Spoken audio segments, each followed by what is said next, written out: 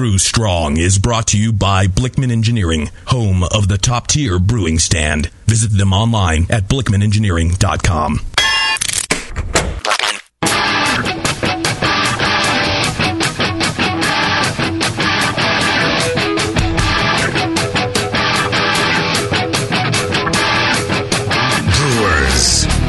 It's time for the beer radio you've been looking for.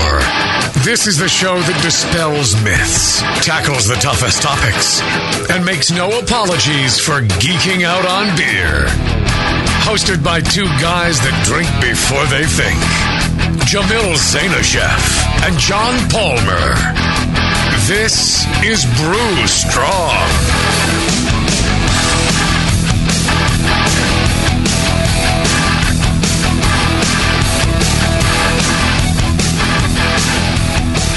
Hey, howdy, hey, my brewing brothers and sisters.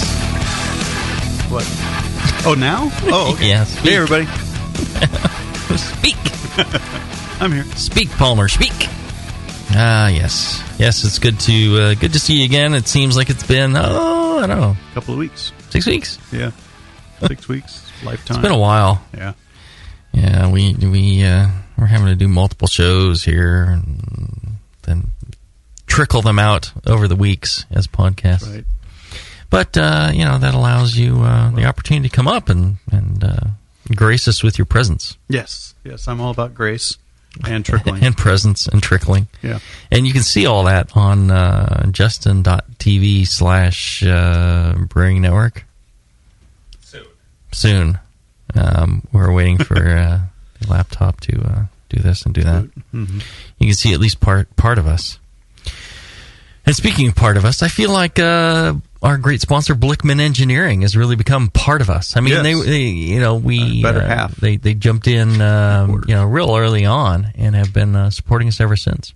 That they have, and you couldn't ask for a better partner in this. I mean, if it was like a hot brewing, chick and it was kind of loose in his morals, I mean, then that could possibly be a better partner. But I mean, high-tech brewing info and then high-tech, equipment. Quality of equipment, all the innovation that they do in homebrewing equipment. Very cool. And, and since we're doing Progasm, also on the small scale, if you're looking to do like a nano-size brewery, I think they have brew systems up to a barrel now. Yeah, even two or three barrels. 2 or 3 barrels. Okay, yeah. So, check them out. Blickman Engineering, blickmanengineering.com with Blickman with 2 N's. Check it out. They got stuff from the home brewer to the nano commercial brewer. That's right. So, lots of good stuff. I can highly recommend all their products. So check them out. And like I said, today we're going to be doing a continuation of our Progasm. That's right. We're going to be gasming away. Yeah, talking about equipment today. Professionally, equipment. Yeah. I was thinking, how many people want to learn about, becoming a pro brewer, and how many, what percentage of our audience is that? And surprisingly, it's quite a few. Or even the ones I get a lot of emails from folks saying, well, I'm, not thinking of going pro at this time, or I probably never will, but it's still really interesting to learn about all the things that pro brewers do, and it's given me an appreciation for the craft beer that's made, and what goes into it, and understanding some of the costs that are associated with the beer that I drink. Yeah, everybody wants to know, what the road is. They may not know if they're ever going to go down it, but at least they want to know what it is, where it's going. Well, I think for a lot of people, if I had a chance to, hear some shows like this prior to starting my endeavor up, then I think it would have made me a lot more comfortable in the process. And I think sometimes people go, well, I can't do that. That's impossible. I just recently, I was up at Hop Union. I gave a talk on going pro, and I titled it, can I, go commercial, or can I go pro? And really the question is, should you? But, but really the process of opening a brewery and selling beer people look at it as this huge, massive undertaking that is, difficult to do. Or they don't look at it that way enough. Right. They just think, oh yeah, I'm a good brewer. I can do this. Yeah, that's true.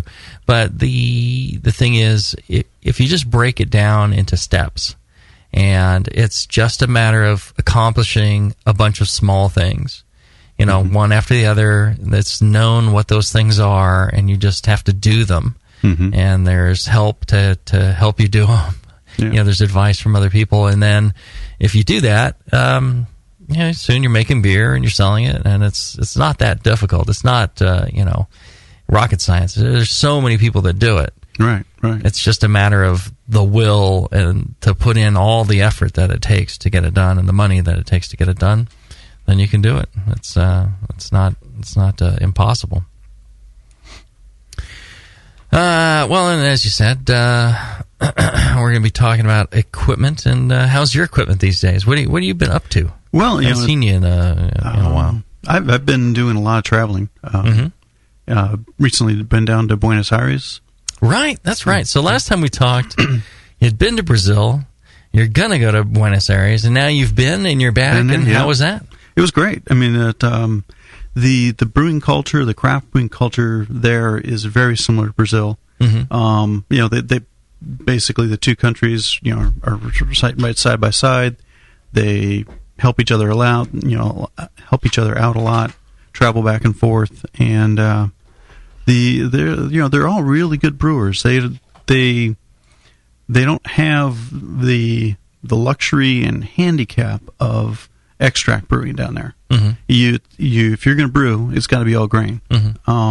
So they get good at it.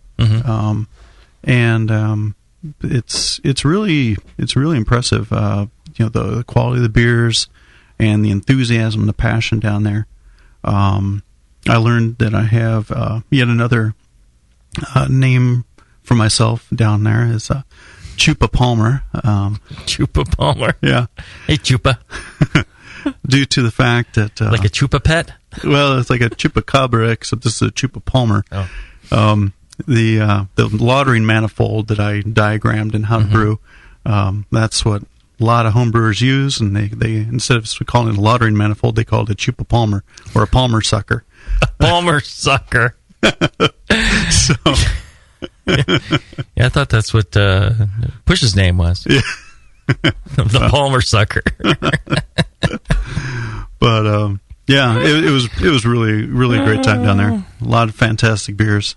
And then just last week, or the week before, I was in Mexico, in Ensenada. Picking up some recreational beers. No, there was a entrepreneurs conference, business conference there, and they had myself talking about opportunities in craft brewing, and a wine expert, sommelier, Shannon Ladding, talking about opportunities in wine, investment, and so on. And that, good time. I can see that I'm going to be going down Ensenada frequently because it's close by. You enjoyed yourself. Yeah, a lot of good friends down there. Yeah, being in Southern California probably doesn't take you long to get down there. Yeah, so a lot of up and coming craft breweries in Mexico too. Huh? Very cool. Yeah. You're living the life. What does your wife think? She's glad you're out of the house. That's probably a real bonus. God, the house is clean and quiet. Out from underfoot. So much better. Yeah, I'll just leave it at that. All right. Let's do this. Let's take a short break. And when we get back, we'll kind of get into the equipment that you need and how you acquire it and things like that for open your own commercial brewery. Back after this. Tonight is the night. We bring the creature to life, Dr. Blitzmingstein? Yes, J.P. Gore. Everything is perfect for my next fermented creation. But, Doctor, the storm is too far away. We'll never have enough power to isomerize the creature's alpha acid. Yes, J.P. Gore, we will. For I have in my possession the Tower of Power. Blickman's new Tower of Power is the evolution of automation. Control hot liquor, sparge, and mash temps like a pro. The Tower of Power is a high-quality gas-fired rim system that works with your current brewing setup. With ultra precision, the tower can hold your mash to 1/2 of a degree Fahrenheit. Precision and repeatability. The Tower of Power is the answer to automatic, fast ramp times. See more at BlickmanEngineering.com. Bring your next creation to life with the Tower of Power. Dr. Blickmanstein, with the Tower of Power, you can probably give me an afternoon at the pub to enjoy a pint. Don't be silly, J.P. Gore. We have beer to brew.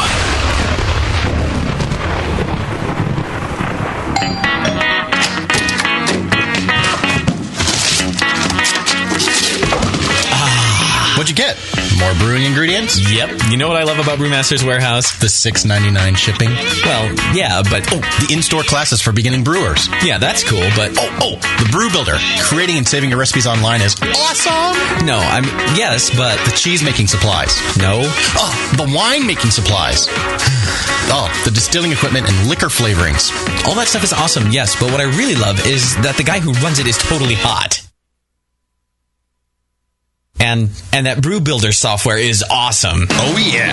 Brewmaster's Warehouse brings you flat rate shipping on great equipment and ingredients to make beer, wine, cheese, and spirits at brewmasterswarehouse.com. And if you're in Georgia, stop by Brewmaster's Warehouse Monday through Saturday from 10 to 6. Visit brewmasterswarehouse.com today because it's totally hot. Oh, yeah. Hey, my brewing brothers and sisters, this is Jamel Zanishev, and I love a bold, hoppy beer, one that spits resin in your face and makes you cry uncle. There are a lot of great hoppy beers out there, but at Heretic, we want to make something as bold, dank, and resiny as possible. We use hops at every chance we get, including multiple dry hop additions. The result is Heretic Evil Cousin. This light golden, 8% Imperial IPA has an easy malt character that helps take the edge off the massive bittering, but it takes a back seat to the in-your-face hop character. We make sure this beer finishes dry so the hops can jump out and slam you in the taste buds. If you can't get enough hoppy goodness, Evil Cousin is your cup of tea. Cheers.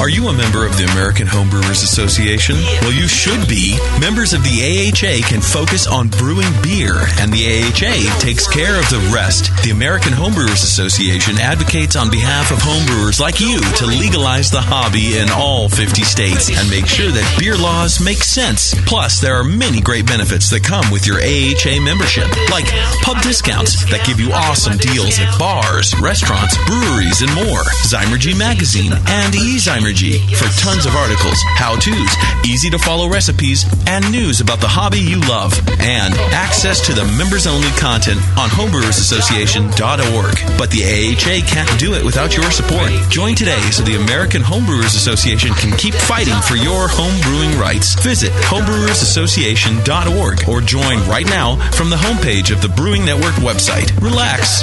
Don't worry. It's the American Homebrewers Association.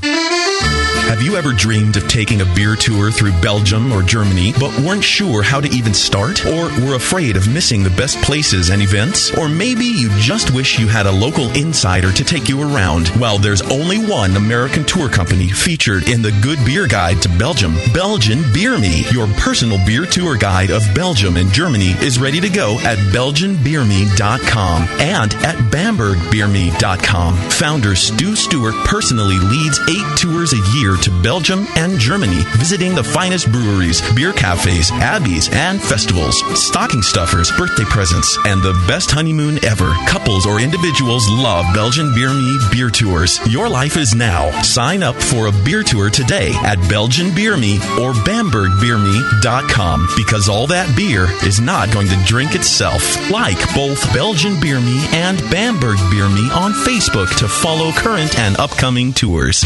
Since the first time the Brewing Network microphones turned on, more beer was behind it. More Beer sponsors the programming on the BN because, like you, they love brewing. And like the Brewing Network, they love sharing their knowledge. Morebeer.com isn't just a website to place your next equipment or ingredient order. Morebeer.com also gives you access to free beer information that will make you a better brewer. Go to morebeer.com and click into the Learning Center. You'll find podcasts, technical facts, video tutorials, and more, including access to The Buzz, More Beer's social network of more than 5,000 members. And some of them might even be crazier about beer than you are. Get over to morebeer.com today and take advantage of The Buzz, the forum, the Learning Center, and make sure you're signed up to receive the newest More Beer catalog. More Beer, bringing you absolutely everything for beer making.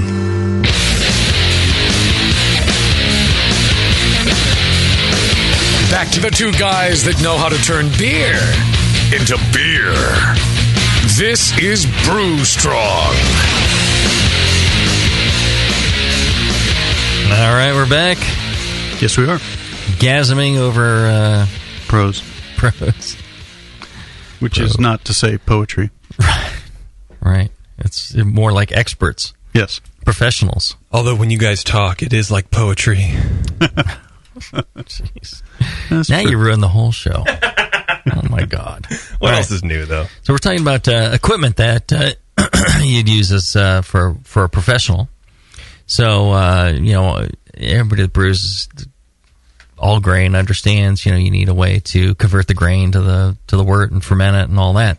And the equipment that's generally used for professional brewing is very similar in a lot of ways to the equipment that you use in home brewing. Now, there are more advanced kinds of systems. It goes from, you can have essentially just a big mash lauter tun, and a big, kettle whirlpool, and be done with that.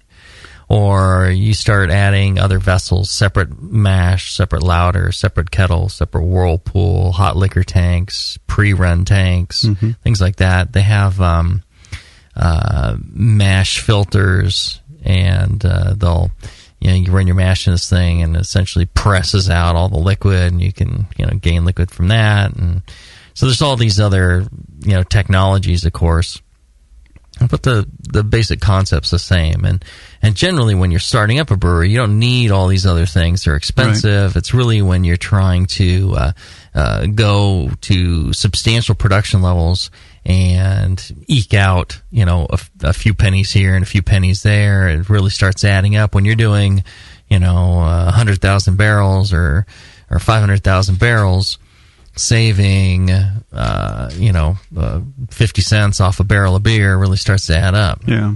Well, and I think it'd be good to make a point in terms of the number of vessels that you use, whether it's 2, 3, or 4. One reason for doing that is because it frees up time. That way you're not in a bottleneck of only being able to produce one batch at a time, because your vessels are completely tied up. If you have separate mash tun, a separate lauter tun, now you can transfer the mash and start lautering and get a new mash going, and really increase your throughput. Same way, if you go to a 4-vessel system, it frees up your boil kettle with a separate whirlpool, and you can start get the next batch in. So the things that take up the time in the brewery tend to be the mash and the lauter, and like John's saying, if you can get those separate out, get those started, and even later on, if you want to increase, you can add another mash and another lauter, and still a lot of times, and then go like a pre-run tank, and then the kettle and the whirlpool, and you can really blow a lot of wort through that thing. A pre-run tank, that's probably one people aren't familiar with. You're running your lauter into that because the lauter is slow. Yeah, okay. It takes a while to run your wort out of the mash. So you run in this pre-run tank, and then once it's all there, you just quickly slam it over into the boil kettle and start boiling it. So it kind of do you preheat it at that point, or I suppose you could, but I think a lot of them aren't. It's a way to have the boil kettle Just finishing up a previous batch while you're collecting. Right, you're just collecting it during that time, and the amount of time it takes you to collect that wort is about the amount of time it takes to boil that previous batch. So you get them done at the same time. I see. So it increases throughput that way. The interesting thing is everybody wants to find used equipment, right? Because they figure, well, I'm going to save a lot of money. I'm a startup. Used equipment can be fine. The problem is, in this day and age right now, the market, there's so many breweries opening that used equipment is actually fairly rare. It's available more in certain sizes, the size that people start with and then want to grow out of, the 10, 15 barrel. I think there's more of those available than there are like 30s and 50s and things like that. Makes sense, yeah. So it can be difficult to find used equipment in this market. And, if you are going to do it, people ask where to find it. There's used equipment brokers, but they tend to charge a little bit more, I think, for the equipment than if you just buy it direct from somebody before they get tired of waiting around and turn it over to a broker. There's equipment auctions where there's breweries going out of business all the time, and their equipment goes up for sale. And, and then there's stuff you'll just hear about, in your local market. And the trick on getting used equipment is to be able to decide very quickly, to be able to get there, inspect it quickly, decide quickly, and have the money on hand to write them a check right there and say, yeah, I'll take it. Yeah, I see that. Now, and I think one way you would hear about that is like online pro brewer forums, perhaps. Yeah, probrewer.com. They have forums there. They've got a equipment for sale thing. If you're going to use that, you got to troll it mercilessly, keep refreshing and sitting there. And the moment something's posted, you got to jump on it because it goes pretty quick. The Brewers Association, they have a pro brewers forum as well, and they'll post auctions and things like that, equipment for sale. Bottling lines come up all the time, things like that. That's a really nice way, and that's not quite as many people, and it's a little more. You have a little bit better chance of getting the equipment. And I'll say this: becoming a member of the Brewers Association professionally, I think that's a great thing. Just like joining the AHA. I'm a big proponent of the American Homebrewers Association. Right. And as a homebrewer, they help look out for your interests in Washington, look out for your interests in the marketplace, and besides the benefits of like the Zymergy magazine, the pub discount program, and all that other stuff, the AHA conference and competition, all that stuff's great, but everybody should be signed up for the AHA. Right. I know you are. I am. I'm a lifetime member. Yep. And I'd recommend everybody go out there and sign up for it. You can do it through the Brewing Network website. You go to thebrewingnetwork.com. There's an AHA link there, and you sign up through that. The Brewing Network actually gets a small cut of that, and helps the Brewing Network, helps the AHA, and I think it helps homebrewers in general and yourself. Yeah, definitely. So check that out. But there's a professional brewers equivalent of it, the Pro Brewers membership, and we also do that at Heretic. So I find it quite useful. Yeah, it is. I think it is a really useful service. In my travels to South America, people have asked me, what do you think we should be doing as our next step? How can we help the craft brewer movement grow? And it's kind of easy to point back to the AHA and the Brewers Association here. I mean, those two organizations here in the States have really done a lot to facilitate the growth of craft beer. Through legislation and through ready exchange of information. It makes a big difference. Right. And what kind of equipment were they using down there? Did you go to any larger breweries or just home brewers or mixture of both? There's several nano breweries, both in Mexico and in Brazil and Argentina as well. I saw 1-barrel systems. I saw 3-barrel systems. And where were they getting their equipment? Very often it was locally made. Yeah, locally made tanks. Some dairy equipment, especially in Argentina.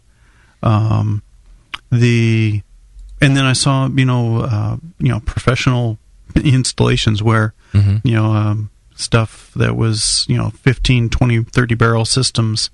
From Germany or something. Yeah, from Germany and China and all over. I mean, but usually the setups weren't quite weren't the 15 barrel and up. Usually they're more like the 7 to 10, maybe 15 at the largest. And because a lot of times they were brewing in a brew pub situation. Well, and the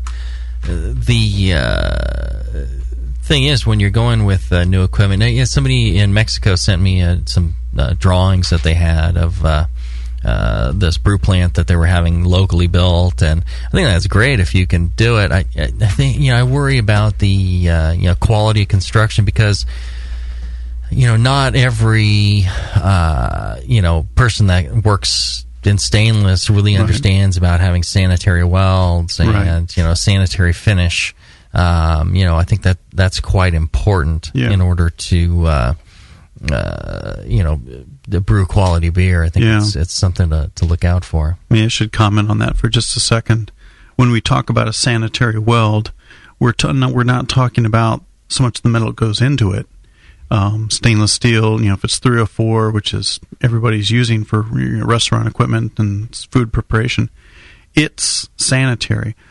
When we talk about a sanitary weld, we're talking about making sure that weld doesn't have any crevices and creases, no voids. That's where you can get trapped wort and bacterial contamination that you just can't get rid of. And also that's a very high probability site for corrosion if you get those crevices and voids and so on in the back side of the weld or in the front side. So a sanitary weld is one that's made very smooth. It's been after no crevice in your backside. Yeah, there you go. Very, very good summary there. Bottom line. Yeah, bottom line. Yeah, bottom line. No crevice in your bottom line. But it's got to be ground down smooth. It's got to be cleaned up afterward. Right. Get rid of all the heat tint and bluing and so on that occurs during the welding. Yeah, people worry about the look of the welds on the outside of something, and sure enough, you want those not to trap any moisture and things like that because you do get corrosion, but the welds inside get ground down and then polished, and the metal itself gets polished to a finish that is considered sanitary. Yeah, because it doesn't entrap anything. And very important. So, there's, with used equipment, you really can't be very picky. You have to, like I said, go and take a look at something. If it's going to work for you, if you can make it work, then you have to go for it. Pull the trigger on it quick because it won't be there fairly soon unless it's a piece of garbage. And then, you have to, if you pass on that, there's no guarantee that the next thing is going to work out well. And, trying to find exactly what you're looking for in used equipment is very difficult. But in new equipment, a lot of times you can specify, what kinds of things you want, how high something is, how wide something is, where ports are put. Even when you're buying something, maybe a tank from China, a lot of times they'll allow you. It takes longer, but you don't want that port. You want an extra port. You want the port moved. You want a different size port. Sure, no problem. They'll do it for you. Fairly easy. Yeah, and so it's one thing you were saying earlier is that if you order equipment from China, it helps if it's small enough to fit in a standard size container. Correct. Yeah. If it's interesting about China is, there's great stuff in China and there's bad stuff in China. Yeah. There's no reason that stuff that comes from China is necessarily bad. It's like anything, made in the United States. Right. There's crappy manufacturers in the United States, and there's great manufacturers in the United States. The same thing in China. Now, but the thing that happens with China is people tend to always be shopping on price when they buy things from China. Right. And so they tend to go to the cheapest source. And the cheapest source, a lot of times, they're cutting corners to make it the cheapest. And some of corners that they cut could make it not so good. So you just need to be careful. And I think you can get great stuff out of China. If it's something that fits inside a container easily, it ships much cheaper. If it's bigger than a container, bigger than the width of a shipping container, then they have to strap it down to the deck of a ship, and then they build like an enclosure around it and this whole thing, and it becomes quite a bit more expensive. That's if it needs to be enclosed. If it doesn't, if your equipment can sit out on the deck and get salt spray on it for a month, then it's fine. But I think if it needs to be enclosed, it becomes quite a bit pricier. And then you'll find competitive pricing in the United States against China on something that won't fit in a container. Sure, yeah. Because especially if you find a supplier that's relatively close to you, we've got several here where I could drive with a trailer, U-Haul trailer, and pick up a tank and drive it back, and my shipping cost is that, or the delivery on a truck is really not very expensive. Yeah, that's a good point. So you got to keep that in mind, and then when you're if you deal direct with China, I think that can be dangerous. Just because you're not experienced in, unless you're going to go over there and take a look and you're buying a lot of equipment. Sure. I would tend to, if you want to buy something that route, I would go with one of the people that are already dealing with China, and they have experience and they have a reputation to protect. They're going to act as your middleman. They're going to mark it up a little bit, but it's going to protect you from any of the possible, pitfalls there. Right. So, like GW Kent, they buy their tanks and stuff from China, and a lot of people are very pleased with the quality of that. PBST down in Los Angeles, in the past, I think they had some variable issues, quality issues, but now I buy kegs from them all the time. I bought $80,000 in kegs, and they've all been great. So I think we had one with a pinhole leak, and Frank was appalled that happened, and immediately gave me 2 new ones. Yeah, took care of it. To take care of it. Yeah, and we still have the one with the pinhole leak. I need to get that back to him, but also, he's on top of it. He's looking out for his reputation, because he doesn't want anybody saying that there's any sort of an issue. So you've got that protection there. You've got somebody you trust that will look out for your interests, and that's worth a few bucks. Yeah, definitely. Another thing with the China syndrome, is oftentimes when you deal with manufacturers in China, they don't know you, so they don't. I don't want a blanket statement every manufacturer in China, but at my last job, we worked with China, and it takes a while. It takes a few orders for them to kind of feel you out, make sure that what you're looking for, what quality you're looking for versus price. Exactly. Well, and also, some people we went with, it was kind of how did they want to treat us. Because we're not a big company, so we didn't order a whole lot of stuff. So it's like, okay, whatever. You're not ordering a container a month. Yeah, and sometimes it took 3 or 4 cycles of orders to kind of for them to actually listen to us. So if you go over there and you're going, hey, I need 8 40-barrel tanks, and you've never dealt with them before, sometimes you won't know what you're going to get. And so if you go through a broker or someone who's had that experience before, not only are they trying to protect their reputation, but they're working, obviously, with a company who has good stuff and who has good equipment and will take care of the end product. Right. No, those are excellent points. Thank you. I'm shocked. Yeah. I'm so shocked. I think we should take a break. I think that I need to recover from that. I think it's really thrown me for a loop. I'm dizzy. I'm actually dizzy. Well, let's do this. Let's take a short break, and while we do, I'll recover from my shock and dizziness.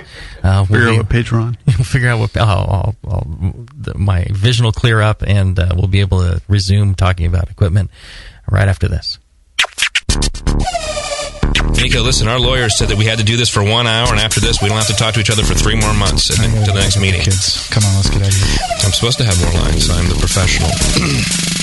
Hey, it's Sully. And I'm Nico. And we opened the 21st Amendment 9 years ago at 563 2nd Street in San Francisco, just 2 blocks from Giants Park, to make great beer and have a great time doing it. That's right, because to us, the 21st Amendment is more than just the right to make beer. It's the right to experiment, to be innovative, and just do things differently.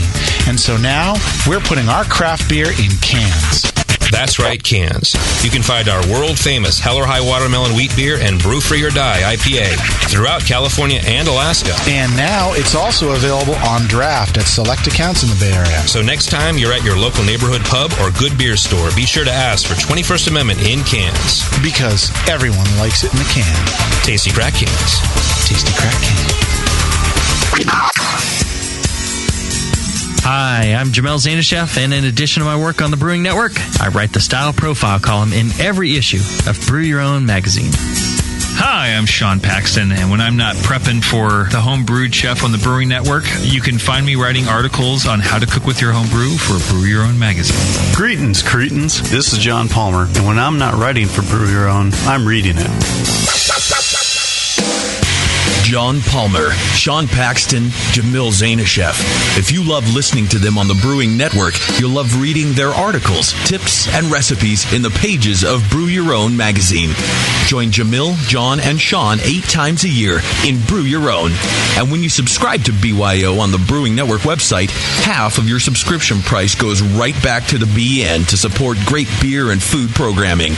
So sign up for Brew Your Own magazine through the BN website today so you can listen and read your way to better homebrew. When Michael Fairbrother started moonlighting, he had no idea how quickly his dream was going to grow. Having homebrewed for 15 years, Michael decided to go pro, but not with beer. While attending his homebrew club meetings, he saw ladies knocking their men out of the way to try his mead. Moonlight Meadery is now 2 years old and can produce 200,000 bottles a year. It's the first New Hampshire winery to ever distribute to California and Australia. In fact, you can find Moonlight Meadery meads in Connecticut, Massachusetts, Maine, Rhode Island, Vermont, and New Hampshire, and they ship direct to 17 states. They produce 56 different varieties of mead and are unlike anything you've ever seen on the market. Michael Fairbrother at Moonlight Meadery is a real success story that can make the BN Army proud. Visit Moonlight Meadery in Londonderry, New Hampshire, or online at moonlightmeadery.com.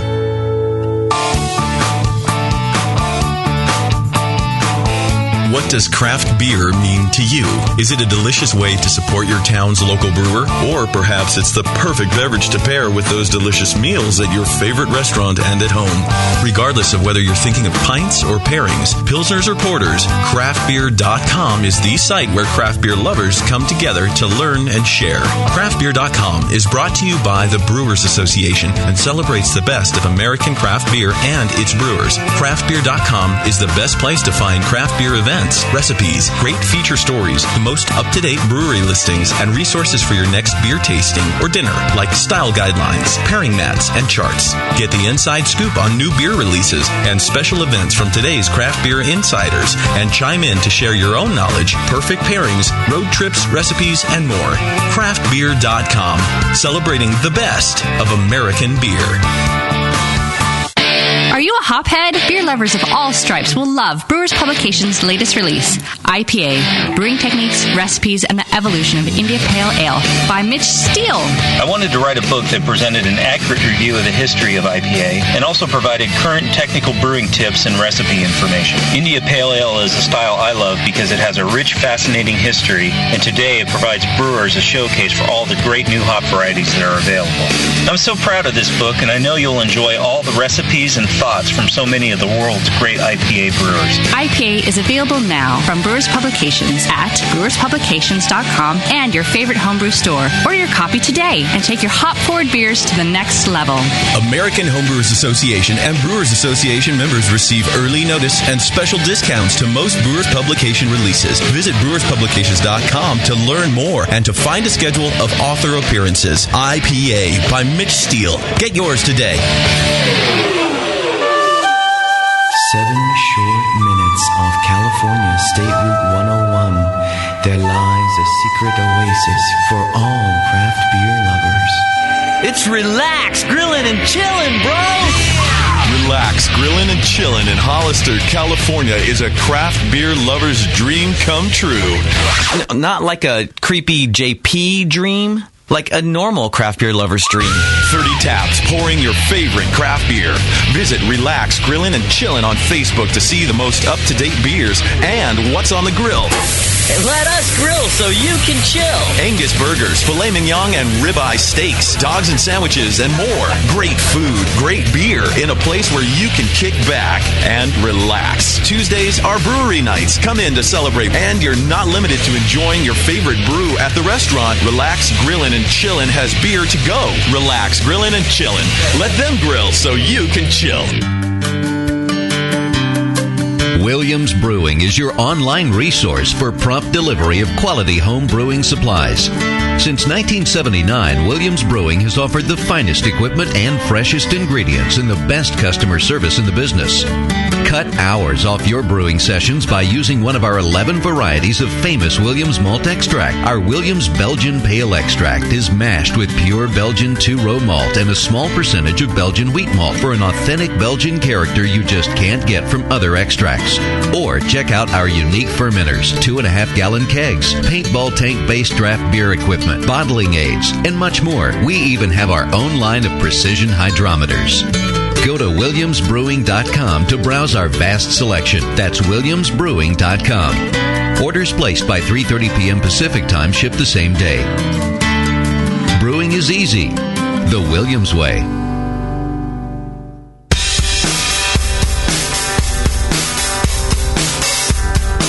Back to your hosts, Jamil Zainasheff and John Palmer. Putting the testicles in technical. This is Brew Strong.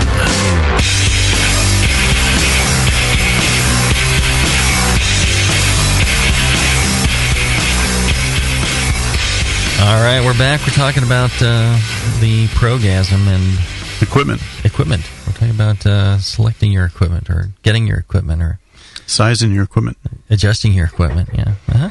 Mm-hmm. Yeah, size-wise, I think my personal preference is go as big as you can.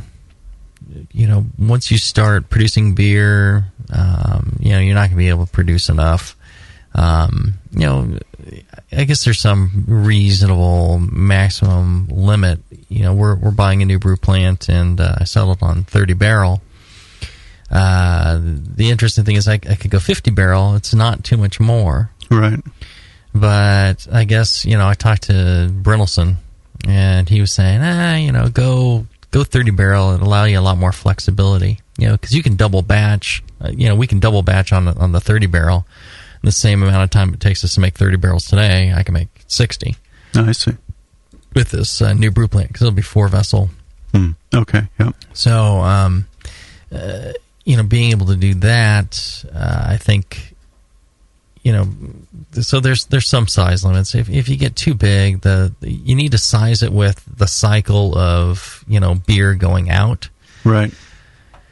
And so you kind of need to match it to your distribution. If you go too small, you're constantly working. You don't have time to do anything else. When new opportunities to sell your beer comes up, you can't produce enough. You have to change out the brew plant. Right. Changing out the brew plant, I think, is, it's problematic, usually because you're using it and you don't have room for another brew plant, and, you end up tearing one down while you're putting the other one in, and it really screws with you. Yeah. So there's just things to keep in mind. And then if you have a large enough brew plant with excess capacity, it really, generally for a given brew plant, the limitation, a lot of times brewers think the limitation is the actual brew plant, but they don't realize, if you look at your homebrew setup, whatever your homebrew setup is, imagine running that thing 24/7. Let's say you have other brewers that are going to come in and they're going to run your brew plant for you. They're going to produce beer on that or wort on that for you. Right. Continuously. As soon as one batch is out, you go ahead and you refill the mash tun and fill it with hot liquor, and you're mashing, and then you clear the kettle and you start running more wort out, and you do that continuously.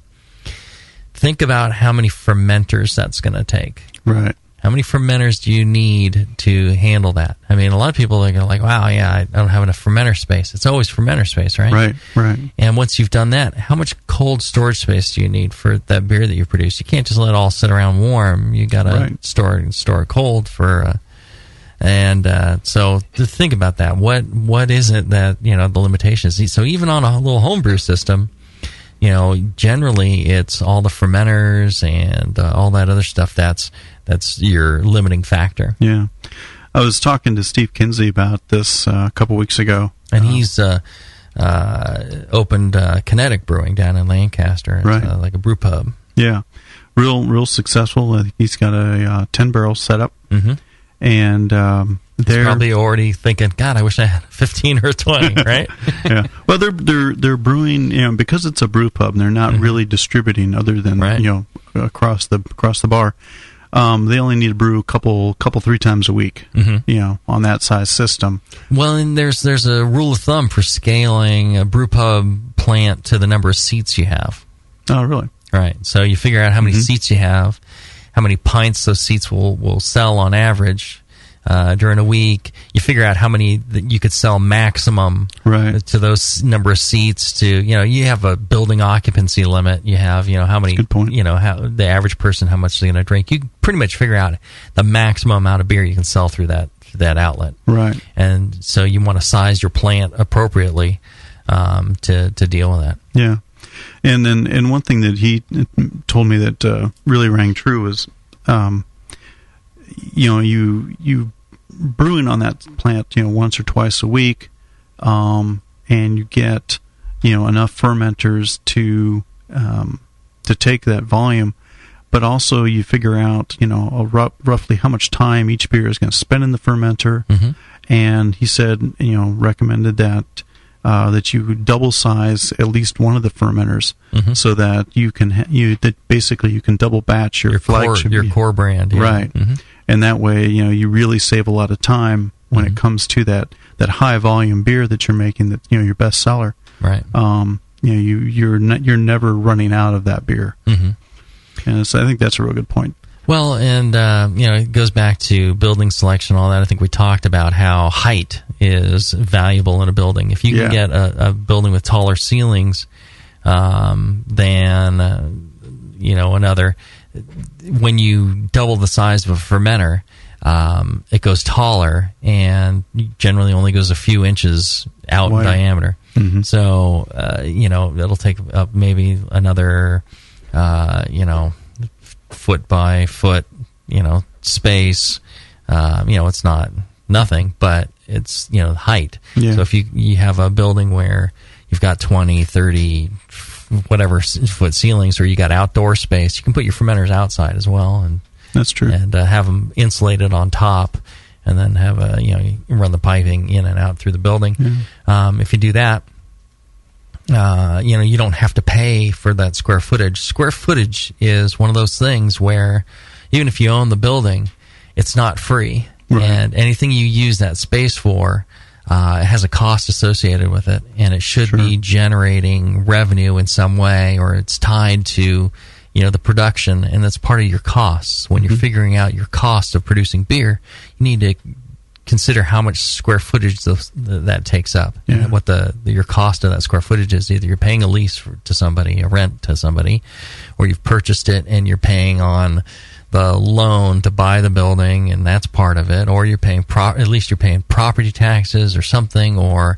there's some cost associated with everything in the brewery. So you need to take that into account when you're doing these things. Yeah. Now it occurs to me, I wish the number of bright tanks that you buy to serve your beer, is that generally, do you think, of like half of the number of fermenters that you have, or is it just the same number as the number of regular beers that you have on tap? Or it probably kind of varies depending on your situation, but yeah, it's an interesting question whether you need bright tanks or not at all or not. Bright tanks, they differ from fermenters in that the fermenters have a cone on the bottom, they have a certain angle, and bright tanks will just have a dished bottom, Right. a broader, flatter surface. Yeah. So if you're trying to get the yeast out or dry hopping out or something like that, you put them in a fermenter and it kind of slides down the cone. You can get most of it out that way. But on the bright tank, you can. The problem with that is, a lot of stuff keeps settling in the fermenter, and you keep blowing it out, and more settles down, and you end up wasting some beer that way. In a bright tank, if you've already got it pretty much clear, and you transfer over to the bright tank, it's got this broad, shallow dish. The final bits will settle out, and you can slowly pull the beer off, and you don't run into that stuff. I was talking to Brindleson again, where I can get a lot of my advice, you can tell, because the guy's brilliant. He knows what he's talking about. And I asked him about, do you really need bright tanks or not? And, he said, no, you don't. They have some bright tanks at Firestone because the building's not quite tall enough to have used a fermenter there. And they needed the extra volume, so putting in a bright tank gives them a little bit more volume, because instead of a coned bottom, it's straight sided to a dish, so you can actually get more volume in a given area. I see. So that's one of the reasons that you could do that. Mm-hmm. But the pricing is about the same, and it's so. If I was starting out, I'm not even sure I would get bright tanks unless you're using them for serving vessels. Right. And that's a different story. Then you can get a bright tank. You put in your walk-in and use that to serve your brew pub or whatever. That makes sense. Rather than going to kegs, it's cheaper to buy a bright tank and serve from that than it is from kegs. Mm-hmm. And easier to clean than a lot of times than a whole bunch of kegs. Yeah. I wish I had my notes here, because it seems like I think there's a case to be made for bright tanks, depending on whether you're serving from them or you have limited fermenter space that you need to get that beer out of the fermenter to make room for the next batch, but you still need to store it. But for a period of time. You could go ahead and buy another fermenter for the same price as a bright tank. Yeah. So that's why we should we should research this question and get an expert opinion. Well, I have. I am an expert on this. That's true. I'm doing this. I'm living the life. I'm living the dream. No, the cost of a fermenter versus a bright tank is, it's tiny. It's, you save maybe like $1,000 or, $1,000 or $2,000 on a bright tank versus buying a fermenter. So if you have the space, you can buy another fermenter and use that like a bright tank. Right. Makes it's sense. the same kind of vessel. The only difference really is the bottom, the cone versus the dish bottom. Yeah, so makes sense. Yeah. That's essentially the difference between the two. And you could go with an uninsulated bright tank, I guess, if you're storing it in like a cold space. Oh, that's true. Yeah. But then you're taking up your cold room space, and that's expensive too. Right. So you can just buy another fermenter instead, and then as you grow, if you need to use it as a fermenter, you can. Right. That's the nice thing about fermenter. If you buy a bright tank, you really can't use it as a fermenter. You can, but you're gonna be wishing you had a fermenter. Right. So I would buy fermenters, and then if you really do need a bright tank for various reasons, then you can go ahead and get a bright tank. But I would start with fermenters. Unless you're gonna serve from them, and you're gonna do something like that. And even fermenters you can serve from them. I mean, again, the difference is the cone versus a dish bottom. That's all it really is. Let's see here. And what else were we going to talk about? We were going to talk about how you find a manufacturer, lead times, things like that. Yeah. There's as far as locating a supplier, you can always go to the Brewer's Resource Directory. Yeah, I haven't been too thrilled with that. It's all right. You can check out the New Brewer magazine. That's a benefit of being the Brewers Association member. It's got a lot of ads in there. Go to CBC, things like that. CBC is really good because a lot of the manufacturers are there, and you can talk to them in person and get some idea of. That's the Craft Brewers Conference, right? That's again something done through the Brewers Association. They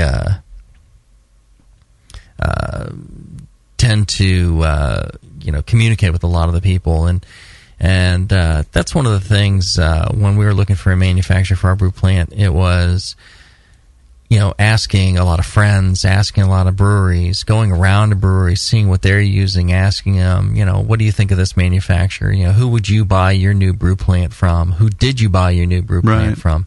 And that's, I think, one of the best sources, and really builds up your comfort level. How many brew plant manufacturers are we talking about in the United States, roughly? Boy, there's probably, that I know of at least, half a dozen. Mm-hmm. And those are all pretty much towards the West Coast, but I'm sure there's more elsewhere. And then there's people that work with, China and bring stuff in as well. Germany, Europe. Yeah, right. Yeah. Let's do this. Let's take our last break, and when we do, we'll come back and we'll talk about a little bit more about manufacturers of new equipment right after this. By popular vote from the Northwest Brewing News, HopTech has been voted the best homebrew shop in Northern California.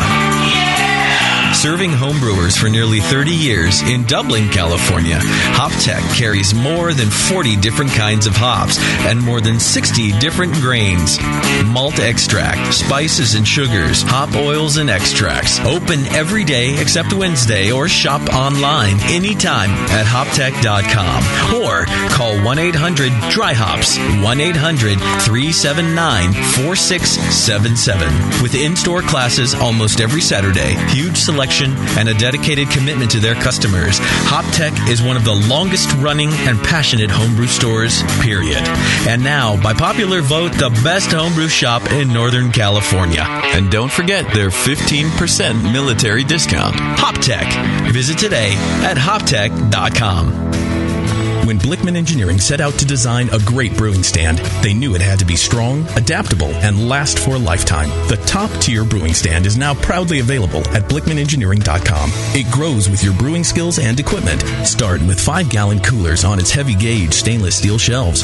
Then move all the way up to 30-gallon pots on the high-output burner tiers. Speaking of burners, the custom Blickman Engineering top-tier burners are extremely powerful, efficient, and amazingly quiet. They have safety stops to center your pot, and they'll last a lifetime and won't rust. The top-tier brewing stand allows virtually infinite combinations, from traditional gravity systems to 2 tiers to completely horizontal. Configure your stand the way you want and have the freedom to change it at any time in the future. Your brewing stand should adapt with you, not force you to learn a new process. Visit BlickmanEngineering.com today to configure your top-tier brewing stand and to find a local Blickman retailer. You'll be surprised with all the flexible features and the competitive price. Start brewing with Blickman from the top tier. Hey, Jack, what you doing? Playing Warcraft? No way, it's TBG time, buddy. TBG? Get with it. I'm playing that brewery game. What brewery game? No, that's the name of the site, thatbrewerygame.com. What? Yeah, check it out, man. If you've ever brewed beer in your dreams or wish you could mash in right from your desk at work, you can. Kind of. With That Brewery Game. You can brew up a great batch of beer from anywhere, virtually. Then you can sell it, because in That Brewery Game, it's legal to sell your beer to the public. Create recipes, brew virtually, upgrade your equipment, upload labels, and test market your brand at thatbrewerygame.com. You still slinging pissed off birds into buildings from your phone? Forget that. Try making beer. Sweet. Register right now for your free account at thatbrewerygame.com. Brew, drink, play. thatbrewerygame.com. All right, BN Army, it's trivia time. What's the only homebrew shop with over 1,000 recipe kits, $4.99 shipping on orders over $100, and is also home of the Wolf Shirt? The one and only answer is Austin Homebrew Supply. For over 20 years, they've specialized in creating recipes such as the best-selling Texas Blonde Ale, Apocalypso, Hop Bomb 2.0, and Double Chocolate Stout. And they just recently unveiled their small grain kits that produce 1 gallon of beer. Visit Austin austinhomebrew.com to browse their extensive catalog of equipment and ingredients. They also have mini clone recipes of your favorite commercial beers. They're the exclusive retailer of Brew Vent yeast fuel as well, yeast nutrient, and the all-new bodybuilder. Follow Austin Homebrew Supply on Google Plus to participate in video hangouts on popular brewing topics. So visit austinhomebrew.com today and make sure you sign up for their weekly email with news and specials. Austin Homebrew Supply, austinhomebrew.com. That's it. I've had it. I am never putting hops in my beer again. What? Why? It's just too ridiculous. Insane prices, stupid contracts, high shipping costs, crappy selection. Dude, you need Nico Brew. Nico Brew will rock your f***ing face right the f*** off your f***ing skull. $5 shipping to all 50 states. Plus fantastic international rates get you low prices on Nico Brew's great selection of hops and more. Whether you're a home brewer, a pro brewer, or a homebrew shop owner, Nico Brew can get you the hops you need in increments big and small. Single orders, spot buys, or full contracts. And there's only one place to join the uber special secret elite bare bones club where you'll get the best deals anywhere. Holy shit! NicoBrew.com. NIKOBREW. Nico Brew, your bare bones buddy in the brewing business.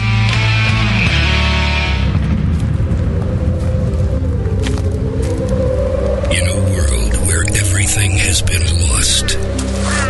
What happened to the city? It's in ruins. Only one man has the ancient knowledge to restore civilization. I need a drink.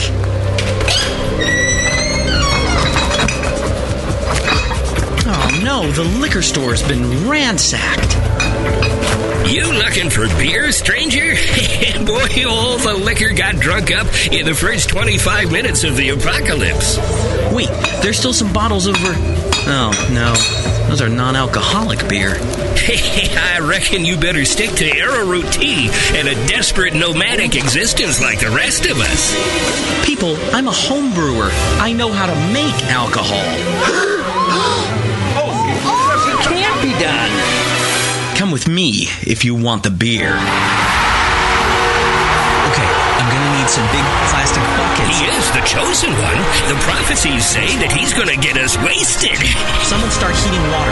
And from the creators of Northern Brewer, the people who brought you $7.99 Brew Saver shipping, massive selection, and superior customer service comes the Home Brewer.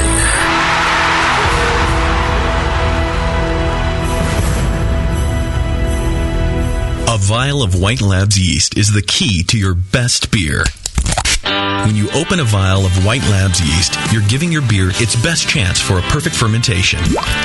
In addition to their already incredible variety of yeasts, White Labs is proud to announce WLP 90, San Diego's super yeast, now available year-round. WLP 90 is super clean, super fast fermenting, with low esters and has a neutral flavor and aroma profile. It's alcohol tolerant and highly flocculent. For more of the latest White Labs news, click over to whitelabs.com, where you can read reviews of yeast, learn in the lab section, and join the customer club. And if you should find yourself in San Diego, White Labs has a brand new training facility for craft brewers and home brewers alike. Whitelabs.com. Discover yeast, nutrients, enzymes, and more for commercial breweries, home brewers, and homebrew stores. White Labs. It's all in the vial. Back to the beer guys that make other beer guys look like wine guys. Brew strong.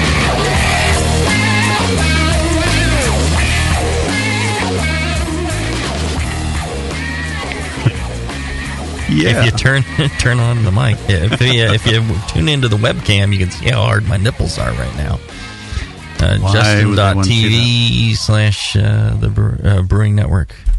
Why would they want to see that? Oh, look at that. It's like a cut diamonds with that thing. I forgot to turn your mic on. I was already turned on. Palmer's mic was on. I lost the third turn on. I'm sorry. Yeah, we lost the control of the show. Funny how that happens every show. I don't know. And speaking of funny, what happens every show is we talk about another one of our fine sponsors, AdamandEve.com. Check them out. They've been a sponsor for a while. They've got some great items, adult type items, entertainment items, and a wide variety of things. If you buy one item at 50% off, you buy one item, you're going to use the offer code Jamil, Jamil. Speaking of hard nipples, yeah, and you're going to get that one item at 50% off. And you get a free gift, a sensual gift that they send. It's apparently so sensual I can't even talk about it on the internet. I just have to. It's not just fuzzy dice, huh? Not fuzzy dice.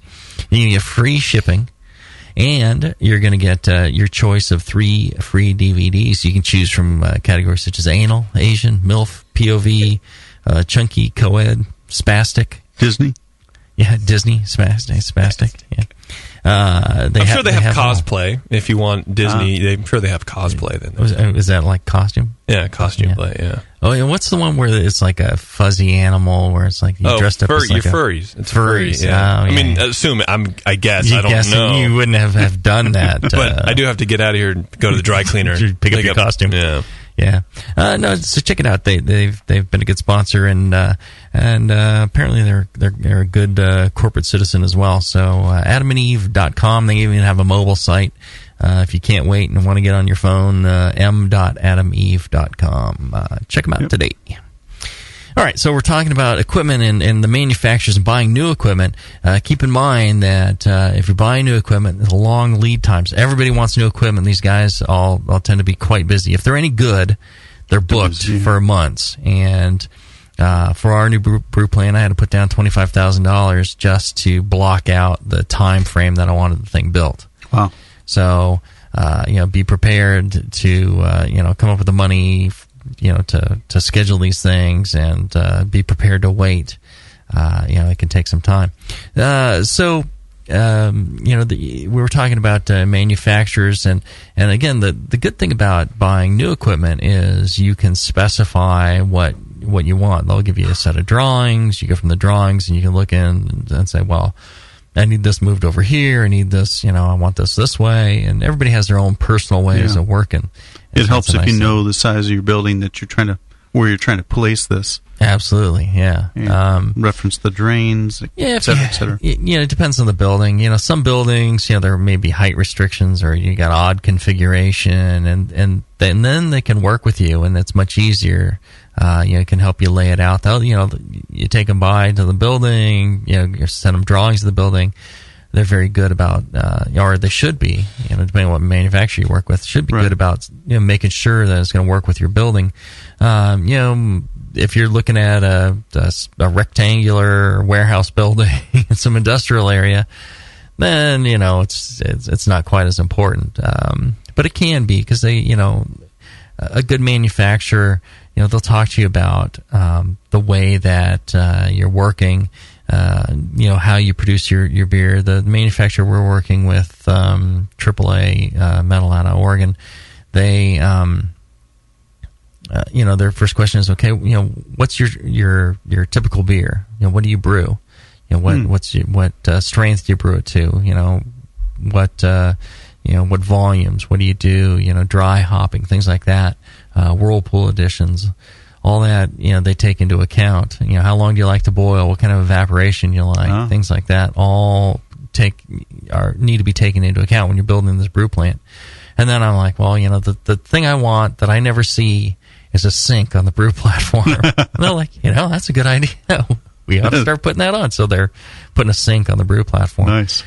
Chill down your wort samples. Just, otherwise there's nowhere to put anything up there. There's not even a table. So they're putting a sink and a table on our brew platform for us. I'm like, great. It doesn't really cost that much more, and it's going to be convenient, and I'm not going to have to retrofit something later on. It's all going to be built in. So get little cup holders. Yeah, and I think that's actually our current brew platform has cup holders, and we don't use them at all. I mean, we use them to hold thermometer, but it's so big the thermometer almost falls through because it's a cup holder. It'd be better to have like thermometer holders. Yeah. Your long metal probe thermometers and something to hold the mash paddle. Something to, at that point, just get a little dorm fridge and like a hammock. Exactly. Yeah. Because you're not. We tend not to drink when we're brewing. Water. Water bottle holder, or maybe a water cooler up there would be much better because you're hot and thirsty. Yeah. And you're not drinking a lot of beer when you're doing that. So. But that's a nice thing about the manufacturers. You want to, in choosing a manufacturer, you ask people, and you had a question before we went to break, and I'm not sure what it was. The break was so entertaining that I can't remember what we were talking about before that. But, it's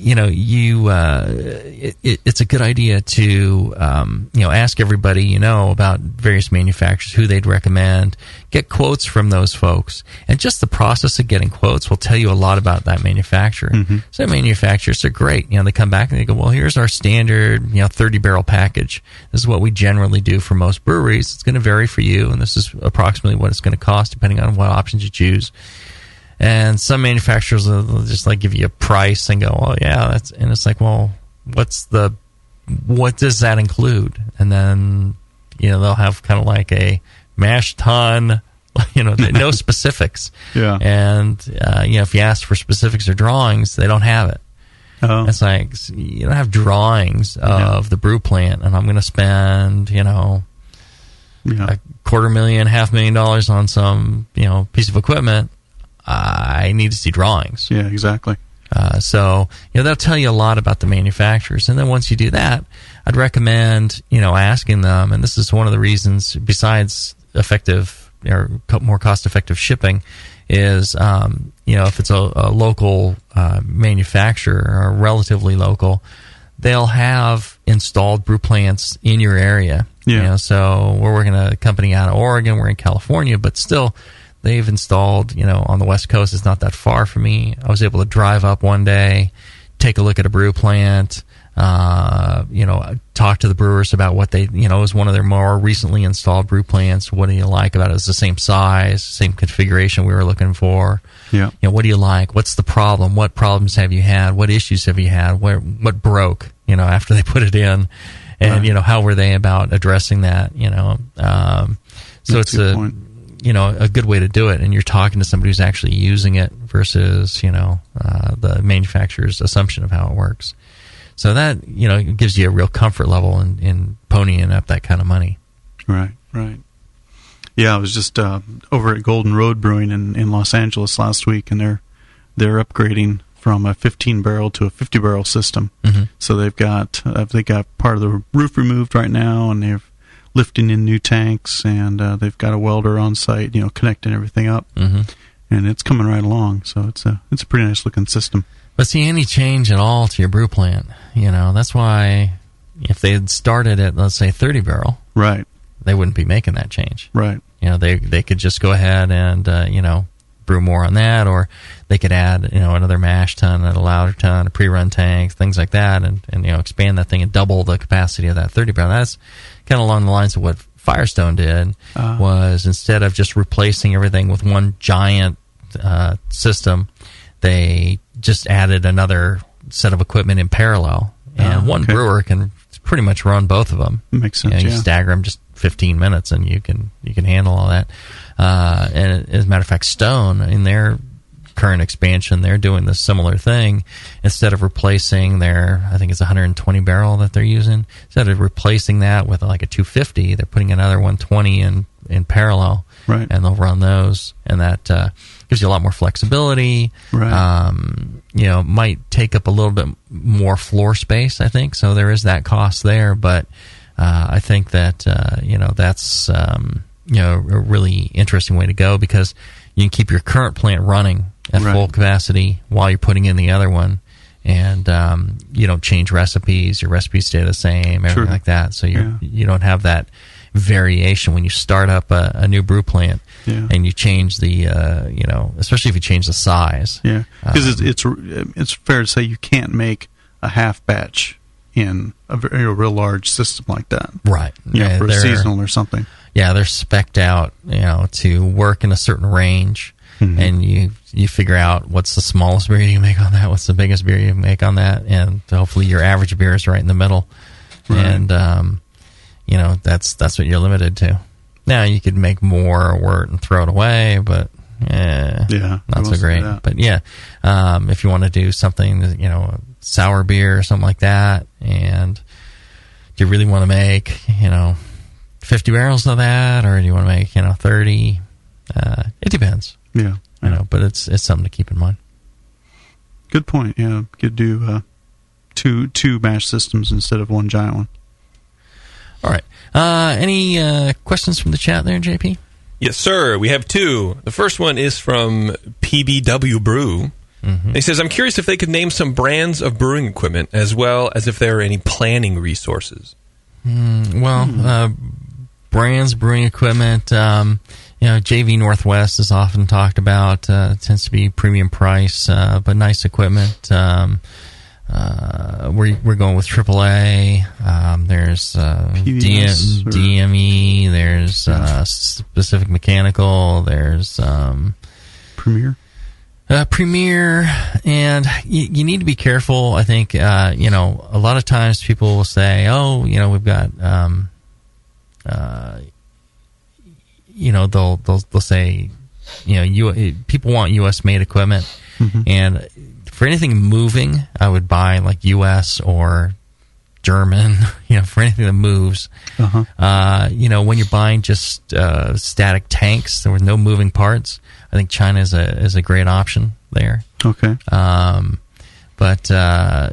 sometimes the U.S. manufacturers, it'll be a blend of stuff that they're buying in China. They bring it in, and then they do some stuff to it, and then sell it to you. So if you want, U.S. only, then that's something to keep in mind. Silver State Stainless, that's another one out here. They're in just close to Reno. They're pretty close to me. I've seen their work. Absolutely beautiful. The new Great Basin brewery was from Silver State, and they did a beautiful job on that. And they're, I think, more recent to the brew plant type of thing, but they've been doing tanks for a long time. Sure. Who else? There's a bunch of them. Premier. There's another one down in L.A. that I talked to, but a lot of people go through Premier. And they do bigger stuff. I just always thought that their specialty was more on the smaller brew pub size thing. If that's what you're doing, I think it could be a good choice as well. On the bigger, production breweries, it tends to be some of these other manufacturers. But, I would just go around and see the equipment at different places, ask the brewers, see how it works, see what you like, see which one kind of fits with your idea. Planning resources, planning in terms of the brew plant or the whole thing? Probably. I would imagine helping you design your brew plant. He didn't go into specifics. Yeah, I would go to the manufacturer, and just say, hey, I want to do, a 20 barrel, 30 barrel, whatever it might be. Yeah. And go from there. And like you were saying, if that manufacturer doesn't, show you drawings and start giving you specific details, then look for another source too. I mean, if it's just somebody who slaps together stainless, then you can just buy stuff, at whatever price, and you probably save yourself some money. But if you go with a manufacturer that's going to work with you, I think that's the better way to go. I think it's worth a little bit extra money to have somebody that's going to work with you. Yeah, and at that kind of pricing, they should be. Okay. And then the second question is from Mead Guy from Maryland.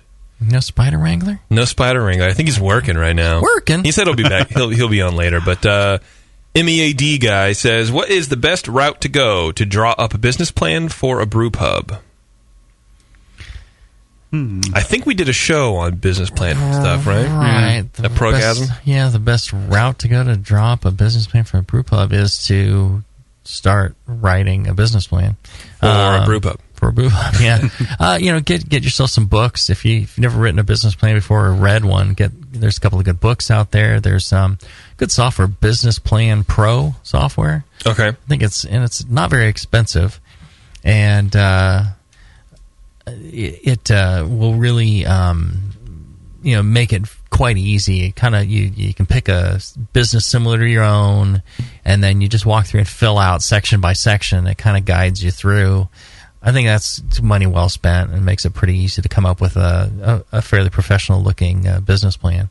Okay. And the hardest part is coming up with all the numbers and working the numbers. Just get yourself a spreadsheet and start saying, okay, so my rent might be, my salaries, my materials, my this, my that, how much can I sell it for? How much can I sell? How many seats do I have? How many pints, could I sell per seat? And just kind of work through it. And it takes time and effort. Or you can get a consultant to maybe try and do it for you. But I think it's important to try and do it yourself. And look back through the shows, through our program shows, because I'm pretty sure we covered it, maybe not in super finite detail, but a little bit more detail than we can cover right now. So, yeah. And maybe we could do a show just on that, but I'm not sure. That's it from the chat. All right. Anything else to add to that, John? No, I think we covered most of the bases.